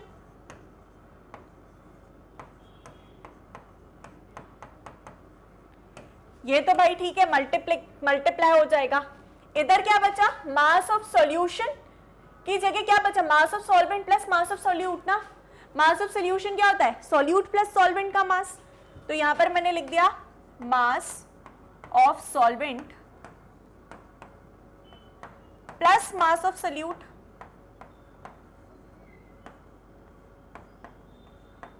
ठीक है? तो ये जो मास ऑफ सोल्यूट है ये इतने टर्म में से माइनस हो जाएगा, तो हमारे पास केवल क्या रह जाएगा? मास ऑफ सॉल्वेंट। माइनस क्यों हुआ? क्योंकि भाई राइट हैंड साइड में प्लस है, लेफ्ट हैंड साइड में वो चीज आएगी तो माइनस तो होगी। तो ये as it is, that is density into volume. Solution का ही, मैं पूरा नहीं लिख रही हूं, सोल्यूशन का है ये पूरा डाटा फॉर सोल्यूशन, ठीक है? माइनस क्या हो जाएगा? Mass of solute will give us mass of solvent। अगर इन कुछ क्वेश्चंस में मास ऑफ सॉल्वेंट गिवन नहीं है और डेंसिटी दे दी है सोल्यूशन की, तो फिर कैसे प्रोसीड करेंगे? तो ये तरीका है हमारे पास, ठीक है? तो इसको ध्यान से देखेंगे, बहुत ज्यादा क्लियर है? ये चीज क्लियर है, ठीक है? अब इसकी जो प्रॉब्लम्स होती हैं उसमें क्या होता है? मोलारिटी जैसे हमने कैलकुलेट की थी उसी तरह से मोलारिटी भी कैलकुलेट होती है। बस क्या ध्यान देना होता है कि volume of solution in ml है या वॉल्यूम ऑफ सोल्यूशन, वहां पर वॉल्यूम ऑफ सोल्यूशन की बात होती थी, यहां पर मास की बात होती है, मास ऑफ सॉल्वेंट की। अगर वो ग्राम्स में है तो ऊपर 1000 मल्टीप्लाई हो जाएगा, इस तरह से, ठीक है? बहुत सारे प्रैक्टिस क्वेश्चंस करेंगे इन कॉन्सेप्ट्स पर। अभी पहले हम सीख लेते हैं कि क्या कॉन्सेप्ट्स हैं, ठीक है? चलो आगे देखेंगे। इतना नोट डाउन कर लिया आपने? चलिए आगे समझते हैं। अब मोलर सोल्यूशन क्या होता है भाई? अगेन मोलार सोल्यूशन क्या था? नंबर ऑफ मोल्स 1 लीटर में, ठीक है? या फिर number of moles equivalent to क्या होते हैं? किसी भी सब्सटेंस के ग्राम मॉलिक्यूलर मास के। तो यहां पर भी अगर किसी भी सब्सटेंस का ग्राम मॉलिक्यूलर मास, किसी भी सब्सटेंस का ग्राम मॉलिक्यूलर मास अगर 1 kg ऑफ द सॉल्वेंट में प्रेजेंट है, क्या बोल रही हूं? किसी भी सब्सटेंस का gram molecular mass 1 kg of the solvent में प्रेजेंट है तो वो सोल्यूशन हो जाएगा भाई 1 मोलल, ठीक है? MOLAL, क्लियर है? चलो, तो मोलल सोल्यूशन क्या होता है? molar solution of a substance is that which contains 1 gram molecular weight or a mole of it. Simply ये जो ग्राम molecular weight होता है ना, ये इक्विवेलेंट टू क्या होता है, मोल ही तो होता है ना, पर 1000 grams of the solvent or 1 kg of the solvent or 1 kg of the solvent. ठीक है. For example, a solution obtained by dissolving 1 mole of sugar. अब ये 1 mole of sugar क्या है, 342 grams. अगर ये 342 grams 1 mole of sugar मतलब कि 1 mole is equal to gram molecular mass of sugar जो कि होता है 342 grams C12H22O11. ठीक है. तो ये अगर 1000 ग्राम वाटर में डिसॉल्व है, मतलब 1 kg वाटर में डिसॉल्व है, तो मोलल सोल्यूशन कहलाएगा वो 1 मोलल सोल्यूशन, एज 1 मोल हमारा सॉल्यूट डिसॉल्व है. ठीक है. चलो, a molar solution of a solute in water is more concentrated than a molar solution. चलो, तो ये सारी इतनी बातें हो गई. मोलर सोल्यूशन क्या होता है. ओके, अब देखो यहां पर क्या बोला है, मोलार सोल्यूशन अगर किसी सॉल्यूट का बनाया है और एक जगह मोलर सोल्यूशन किसी एक सॉल्यूट का बनाया है, सेम सॉल्यूट का मोलार सोल्यूशन भी बनाया है और मोलर सोल्यूशन भी बनाया है, तो मोलार सोल्यूशन ज्यादा कॉन्सेंट्रेटेड होता है. Molar solution of a solute in water is more concentrated then a molar solution. क्या रीजन है जानते हैं. देखो क्या रीजन है. It is because a molar solution contains 1 mole in 1000 ml of water. This is because a molar solution contains 1 mole in 1000 ml, whereas a molar solution contains 1 mole of solute in 1000 grams of water. ठीक है. इस तरह से at room temperature density of water is slightly less than 1. Clear बात है. Therefore volume corresponding to 1000 grams of water would be greater than 1000 ml. एक second. Therefore the volume corresponding the 1000 grams of water will be greater than 1000 ml. तो जब वो volume ज्यादा होगी, volume ज्यादा volume कम, तो जहां पर वॉल्यूम कम है मतलब वो चीज कॉन्सेंट्रेटेड ज्यादा है. ठीक है. Hence volume of solvent water containing 1 mole of solute is more in case of molar solution than molar solution. Volume अगर ज्यादा है, अच्छा वॉल्यूम और कॉन्सेंट्रेशन में क्या रिलेशन है, वॉल्यूम और कॉन्सेंट्रेशन में क्या रिलेशन है, concentration is inversely proportional to volume. मतलब अगर किसी भी चीज की वॉल्यूम ज्यादा है, मान लो आप ये हमारे पास क्या है, 2 टम्बलर्स हैं, है ना. इसमें मैंने एक में वॉल्यूम 1 लीटर लेकर रखी है, एक में वॉल्यूम 2 लीटर लेकर रखी है, 2 लीटर लेकर रखी है. ठीक है. 2 लीटर इसमें वॉल्यूम है. इसमें नंबर ऑफ मोल्स उतने ही हैं, नंबर ऑफ मोल्स दोनों में बराबर हैं. ठीक है. नंबर ऑफ मोल्स दोनों में बराबर हैं, दोनों में नंबर ऑफ मोल्स बराबर है. लेकिन आप सोचो ना कि सिंस वॉल्यूम ज्यादा है तो जो सॉल्यूट के मॉलिक्यूल्स हैं, सॉल्यूट पार्टिकल्स जो है वो दूर दूर है, मतलब कॉन्सेंट्रेशन कम है, ये सोल्यूशन ज्यादा डाइल्यूट है एज कंपेयर टू दिस. तो कॉन्सेंट्रेशन अगर ज्यादा है भाई मतलब वॉल्यूम कम है, वॉल्यूम कम है, और वॉल्यूम अगर ज्यादा है मतलब कि कॉन्सेंट्रेशन कम है, मतलब डाइल्यूट है सोल्यूशन हमारा. ठीक है. इस तरह से डिस्कस करते हैं. चलिए ओके. अब आता है हमारा अगला कॉन्सेप्ट मोल फ्रैक्शन का. अब भाई मोल फ्रैक्शन किस तरह से स्टडी करेंगे, कैसे समझेंगे मोल फ्रैक्शन को. तो सबसे पहले इसका सिंबल जान लेते हैं. मोल फ्रैक्शन को हम रिप्रेजेंट करते हैं इस सिंबल से. ठीक है. और ये होता क्या है, मोल फ्रैक्शन मतलब क्या होता है, मोल का फ्रैक्शन. ओके ठीक है, आगे समझते हैं. देखो इसको समझने के लिए ना मैं आपको एक एक्टिविटी बताती हूँ. मान लो ये हमारे पास एक टम्बलर है, ठीक है, बीकर है, इसमें इतना सोल्यूशन है, this much solution is filled. Okay. अब ए सब्सटेंस लिया है हमने, उसके भी नंबर ऑफ मोल्स हैं, हमने इसमें बी सब्सटेंस लिया है, उसके भी मोल्स कुछ प्रेजेंट हैं, ठीक है, ए बी लाइक दैट। मतलब एक सोल्यूशन है, मैंने इसमें ए सब्सटेंस भी डाला है, बी सब्सटेंस भी डाला है, मतलब इन शॉर्ट सॉल्यूट डाले हैं हमारे सॉल्यूशन में। तो यहाँ पर ए और बी दो सॉल्यूट स्पीशीज हैं, दो सॉल्यूट पार्टिकल्स हैं ए और बी। अब ये दोनों ही प्रेजेंट हैं अगर हमारे सॉल्यूशन में, तो इनका कितना अमाउंट इंडिविजुअली प्रेजेंट है, ठीक है, इसके कुछ नंबर ऑफ मोल्स प्रेजेंट होंगे, इसके कुछ नंबर ऑफ मोल्स प्रेजेंट होंगे। तो वो जो इंडिविजुअल अमाउंट इनका प्रेजेंट होता है, individual number of moles present होते हैं, उसको हम कैसे कैलकुलेट करते हैं? Bye calculating it's mole fraction, bye calculating mole fraction, ठीक है।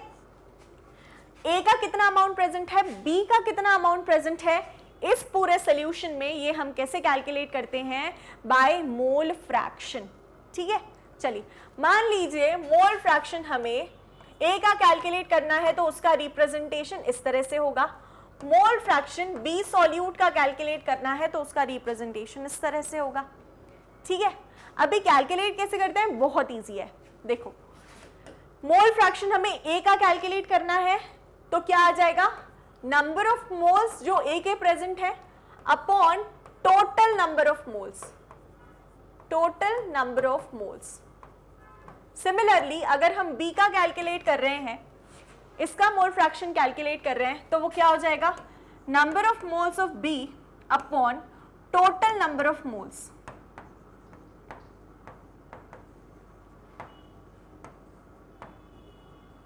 ठीक है, क्या हुआ? Number of moles of A upon total number of moles, number of moles of B upon total number of moles. देखो यहां पर ए है, ए सॉल्यूट प्रेजेंट है, बी सॉल्यूट प्रेजेंट है, तो ए के नंबर ऑफ मोल्स कैसे represent करेंगे? N subscript A. Similarly B के नंबर ऑफ मोल्स कैसे रिप्रेजेंट करेंगे? एन सबस्क्रिप्ट बी, इस फॉर्म में, ठीक है। तो अगर हम सिर्फ और सिर्फ ए के नंबर ऑफ मोल्स जानना चाहते हैं इस पूरे सोल्यूशन में, तो क्या करेंगे? जितने भी नंबर ऑफ मोल्स ए के प्रेजेंट है वो लिया upon total number of moles. तो इसको हम फर्दर कैसे लिख सकते हैं? Number of moles of A upon number of moles of A plus number of moles of B. Perfect.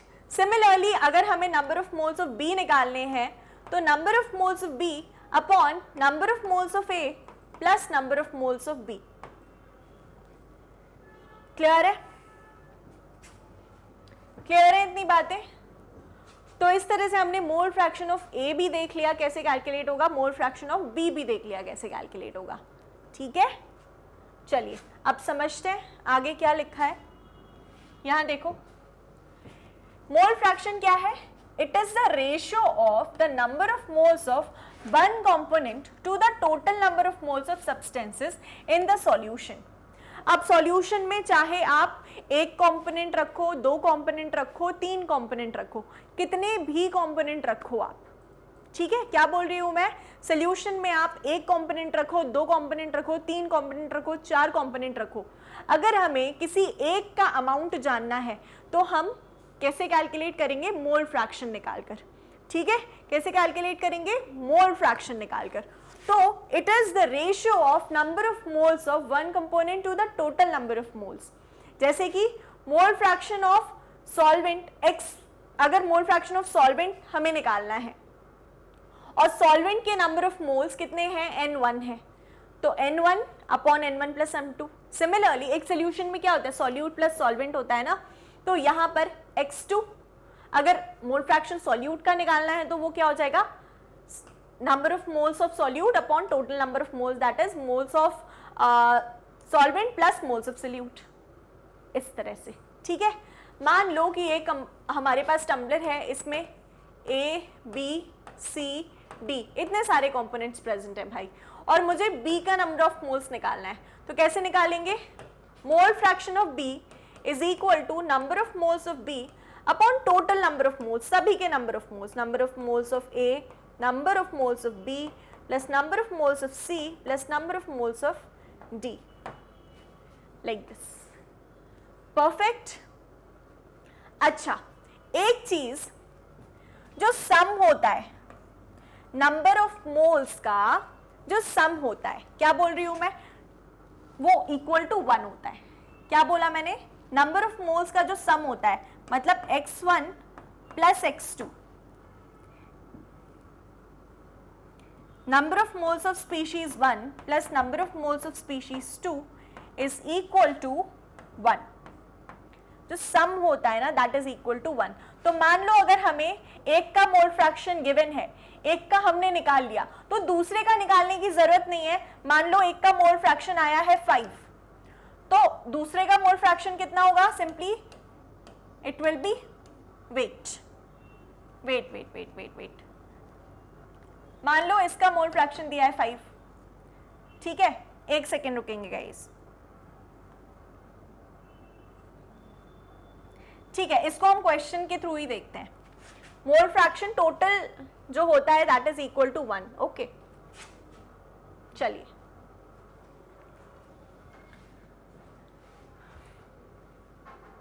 Okay, now see the sum of mole fractions of the components of the solution is equal to 1। यही मैंने बताया आपको, जो भी जितने भी components हैं उनका हम जो भी मोल फ्रैक्शन निकालेंगे उसका सम कितना आएगा, इक्वल टू 1 आएगा। ठीक है, मतलब mole fraction of 1 and 2 is equal to 1। अगर 3-4 कंपोनेंट्स प्रेजेंट है तो उन सभी का सम इक्वल टू 1 आएगा। क्लियर है? चलिए, it may be noted that volume of a liquid changes with change in temperature. ठीक है, यहां पर एक इंपॉर्टेंट कॉन्सेप्ट आ रहा है।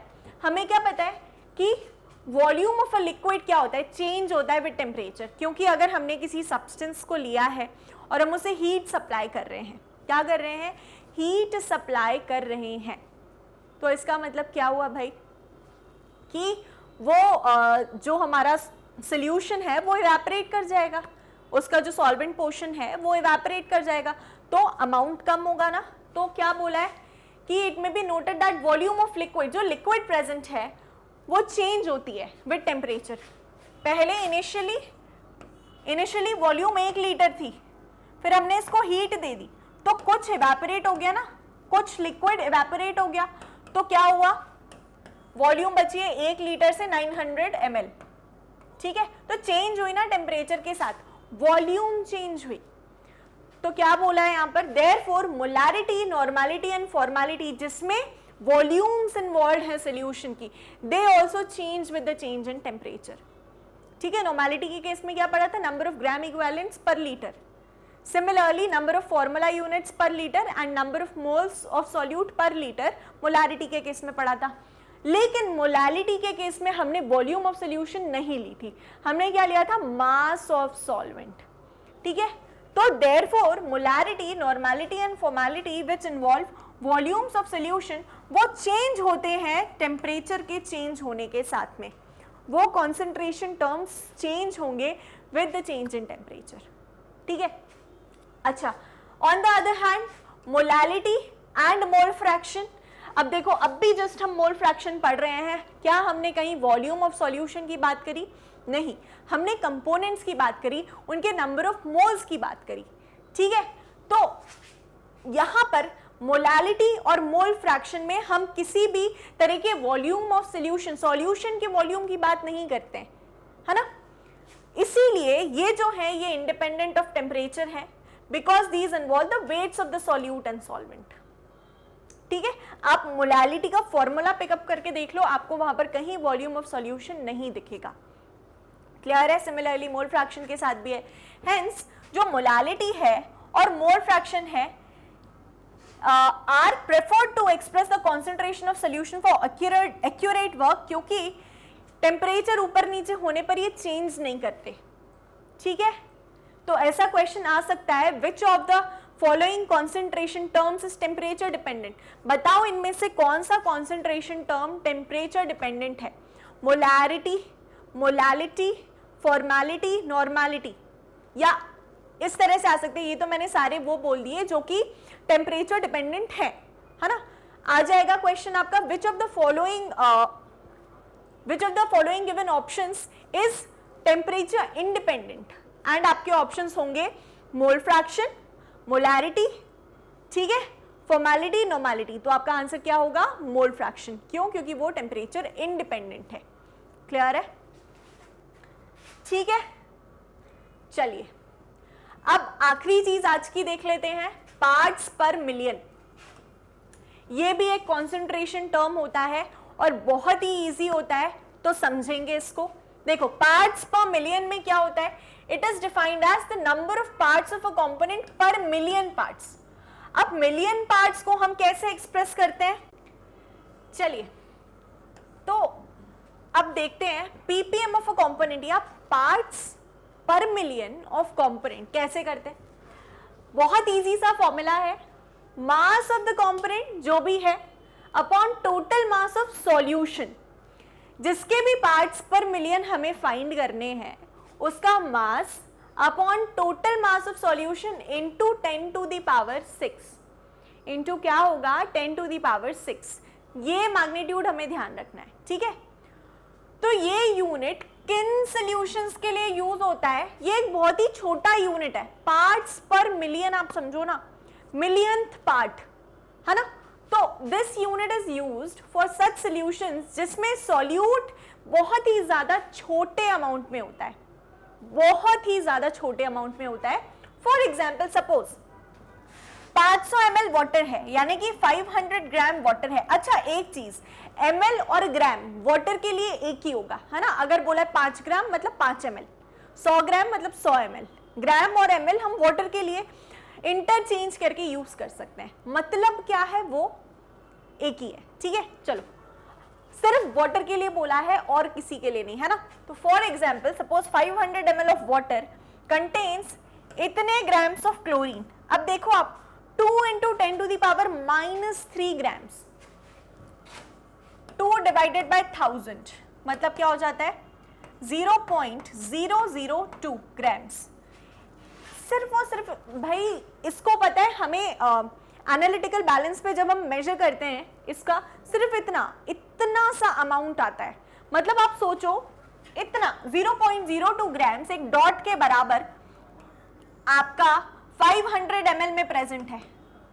500 ml वॉल्यूम में सिर्फ और सिर्फ इतना प्रेजेंट है सॉल्यूट। तो आप खुद से सोचो कि कितना कम है हमारे वॉल्यूम के कंपैरिजन में ये जो अमाउंट है सॉल्यूट का, है ना। तो पार्ट्स पर मिलियन हम किसके लिए बोलते हैं या किसके लिए एक्सप्रेस करते हैं? जब हमारा अमाउंट ऑफ सॉल्यूट बहुत छोटा होता है, बहुत ही ज्यादा छोटा होता है इन कंपैरिजन टू वॉल्यूम। आप समझो, मैं आपको एग्जाम्पल के लिए बोलती हूँ कि हमारे घर में वो जो पानी के कंटेनर टैंक्स होते हैं, है ना, उसमें आपने सिर्फ इतना चुटकी भर, तो मैं बहुत ज्यादा बोल दे रही हूँ, ऐसे पिंच ऑफ सॉल्ट लिया है और डाल दिया है। तो आप सोचो वो कितना बड़ा वाटर टैंक है, स्टोरेज टैंक है, और उसमें सिर्फ एक चुटकी भर हमने सॉल्ट डाल दिया है। तो कुछ रहेगा क्या उसका मेजर? ना के बराबर है वो। तो वही मतलब है इसका, ना के बराबर, है ना। तो this unit is used for such solutions which contain solute in an extremely small extent. For example, 500 ml water में केवल 0.002 ग्राम्स ऑफ क्लोरीन प्रेजेंट है। तो पार्ट्स पर मिलियन अगर क्लोरीन के हमें निकालने हैं तो वो क्या हो जाएगा? मास ऑफ द कंपोनेंट कितना है? 2 into 10 to the power -3 grams upon volume of solution या total mass of solution. Total mass of solution 500 into 10 to the power 6 into क्या है? 10 टू द पावर 6। तो क्या है? 4 ppm, 4 पार्ट्स पर मिलियन, ठीक है। इस तरह से कैलकुलेट करते हैं, बहुत इजी है, सिंपल सा फॉर्मूला, है ना। अब if instead of ppm concentration of Cl2 is expressed in mass percentage, अगर हम मास परसेंटेज में निकाल रहे हैं इसका कॉन्सेंट्रेशन, तब क्या होगा? पावर यहां पर क्या थी? 10 टू द पावर 6 थी जब हम ppm की बात कर रहे थे, और अगर हम मास परसेंटेज की बात कर रहे हैं बेटा, तो यहां पर क्या हो जाएगा? 10 टू द पावर 2, क्योंकि हम ऐसे ही तो मास परसेंटेज निकालते हैं, given weight upon total weight into 100। तो ये हो गया मास परसेंटेज। मतलब ppm और मास परसेंटेज रिलेटेड है, बस ये जो मल्टीप्लाइंग फैक्टर है ये चेंज हो जाता है। देखो, मास परसेंटेज ऑफ Cl2 अगर हम निकालते हैं तो given mass upon mass of solution into 100। out of the values 4 and 4 into 10 to the power minus 4, it is better to express the concentration of Cl2 in 4 ppm. ठीक है, चलिए clear है? ठीक है. The concentration of poisonous gases in polluted air, जो poisonous gases होती हैं वो भी बहुत छोटे अमाउंट में होती हैं लेकिन होती तो हैं, तो उसको भी हम ppm में ही एक्सप्रेस करते हैं. ठीक है. फिर अगली चीज, suppose concentration of poisonous gas कौन सी? CO, carbon monoxide poisonous gas है. It is 5 ppm. It means that 5 centimetre cube of CO are present in 10 to the power 6 centimetre cube of air. ठीक है. चलिए, तो इस तरह की कुछ बातें हैं, आप ध्यान रखेंगे सिर्फ और सिर्फ ये फॉर्मूला. हमारा ये फॉर्मूला इंपॉर्टेंट है, this data is not important. आप सिर्फ ये फॉर्मूला ध्यान रखेंगे. ओके. ppm का क्या फॉर्मूला हुआ? जो भी मास गिवन है सॉल्यूट का upon volume of solution into 10 to the power 6 into 10 to the power 6, और मास परसेंटेज होता है तो क्या हो जाता है 10 टू द पावर 2. इस पे क्वेश्चंस काफी सारे सॉल्व करेंगे, प्रैक्टिस प्रॉब्लम्स जब हम करेंगे तो. ठीक है. चलिए, ठीक है. तो फिर गाइस आज के लेक्चर के लिए सिर्फ इतना ही है ना, बाकी हम नेक्स्ट क्लास में कंटिन्यू करेंगे. ओके. magnetbrains.com पर जब आप जाते हैं, गूगल पर टाइप करते हैं, तो आपको जो भी कंटेंट एक्सेस करना है आप डायरेक्टली यूट्यूब में ढूंढना पड़ेगा कहाँ कौन सी वीडियो है, कहाँ कौन सा PDF है. आप वो सब छोड़कर डायरेक्ट magnetbrains.com जब आप गूगल पर टाइप करते हैं तो आपके सामने ये विंडो ओपन हो जाता है ना, जहाँ पर आप अपना जो भी डिजायर्ड कोर्स है, आप बोर्ड्स की प्रिपरेशन कर रहे हो या आप कॉम्पिटिटिव की प्रिपरेशन कर रहे हो, तो वो डायरेक्टली कर सकते हो. ठीक है. तो आपके सामने जब ये विंडो ओपन हो जाएगा तो यू कैन सिलेक्ट जो भी आपको कोर्स अटेम्प्ट करना है. आपका बोर्ड्स लेवल का करना है, इंग्लिश या Hindi medium, NEET, IIT JEE, CUET, olympiad, जो भी. ठीक है. चलो, तो यहाँ से आपको मान लो you want to see the NEET content, NEET का कोर्स आपको चेक करना है, तो आप क्या करेंगे? सिंपली वॉच नाउ पर क्लिक करेंगे. आपको फिजिक्स देखना है तो फिजिक्स के लिए, केमिस्ट्री देखना है तो केमिस्ट्री के लिए, बायोलॉजी देखना है तो बायोलॉजी के लिए वॉच नाउ पर क्लिक करेंगे. आपके सामने ये विंडो ओपन हो जाएगी. If you want to see the chemistry subject, तो यहाँ पर आपको एक ही विंडो में topic wise explanation, daily practice problem के PDFs along with solution videos मिल जाएंगे, chapter wise MCQs, previous year questions, जो भी आपको चाहिए, आपको सभी कुछ एक ही जगह पर मिल जाएगा और आप क्लिक करके अपना वीडियो देख सकते हो या PDF सॉल्व कर सकते हो, सोल्यूशन देख सकते हो. ठीक है. चलिए, तो आप मैग्नेट ब्रेन्स पर अगर शुरू से हैं तो आपको पता है कि यहाँ पर 100% फ्री कोर्स होता है. आप ये जो सारी वीडियोस देखेंगे, आपने एक वीडियो देख ली, 2 वीडियो देख ली, 3 वीडियोस देख ली, इसके बाद आप कितनी भी वीडियोस देख सकते हो. आपसे कोई भी सब्सक्रिप्शन फी नहीं मांगी जाएगी या फिर आपको ये नहीं बोला जाएगा कि यू हैव टू पे समथिंग अगर आपको आगे की वीडियोस कंटिन्यू करना है तो. ठीक है. It is 100% free on magnet brains. Okay. चलिए, तो अपने फ्रेंड्स को बताएंगे, रिलेटिव्स को बताएंगे, ताकि वो भी इस वंडरफुल अपॉर्चुनिटी का फायदा उठा सके. ठीक है. अपने कंफर्ट जोन पर बैठकर आराम से अपनी प्रिपरेशन कर सकें, बीट बोर्ड्स लेवल या फिर कॉम्पिटिटिव. ठीक है. चलिए, लाइक शेयर सब्सक्राइब करना नहीं भूलेंगे. कमेंट बॉक्स में मैंने जितने भी क्वेश्चंस पूछे उनके आंसर्स देंगे आप, ताकि मैं एनालाइज कर पाऊं कि आपसे कहाँ मिस्टेक हो रही है. बीट राइट रॉन्ग सब चलेगा, सब इन है. ठीक है. चलिए, अब बेल आइकन प्रेस करना ना भूलें सो दैट आप आगे की वीडियोस मिस नहीं करें. चलिए, that is all for today. Thank you so much.